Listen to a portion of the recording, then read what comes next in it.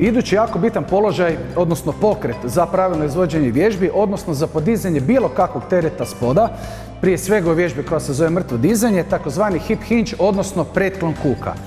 Pretklon kuka se izvodi tako da pretklon bude, kao što mu i samo ime govori, u kuku, ali da nam tijelo ostane u položaju da nam 3 točke dodiruju ovaj štap. Dakle, glava, stražna strana glave, gornji dio leđa i donji dio leđa. Ovo je sada ispravan položaj iz kog možemo dizati bilo kakvo opterećenje sa poda.